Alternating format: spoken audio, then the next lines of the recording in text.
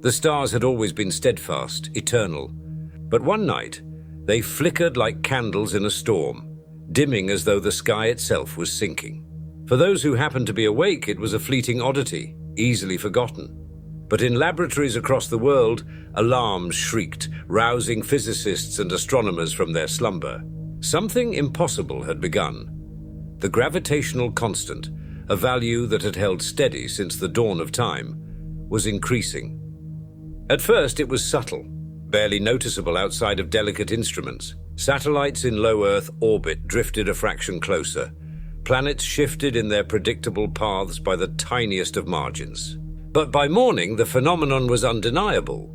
The oceans began to swell unnaturally toward the shores, and skyscrapers groaned under a new, unfamiliar strain.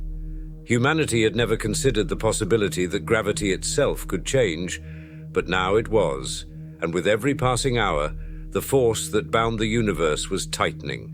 Marcus Hale, one of the world's leading astrophysicists, watched his monitors with a creeping sense of dread. He had dedicated his life to studying cosmic phenomena, but nothing in the known universe could account for this. Gravity was woven into the very fabric of existence. It didn't just shift.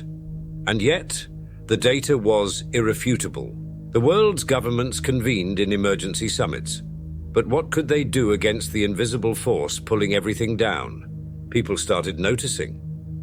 First, their steps felt heavier. Then their chests ached as though the air had thickened.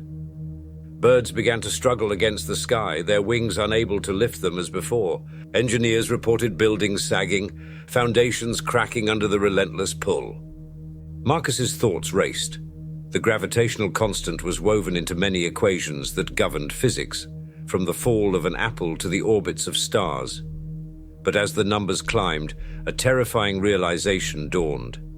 If this continued, the very structures that constituted our universe might break down, so the universe itself could collapse under its own weight. He wasn't alone in this realization. Across the globe, teams of scientists raced to understand what was happening, some theorizing that it was a localized effect of dark matter, others speculating that it could be an alien hyper-advanced intelligence tampering with the fundamental laws of physics. But Marcus had a darker suspicion.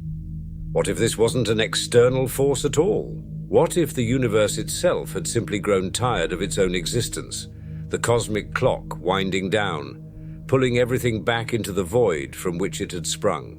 Within days, life had become a struggle. Entire cities were evacuating as buildings buckled. The Earth's crust began to crack under the increasing pressure, magma pushing through fault lines.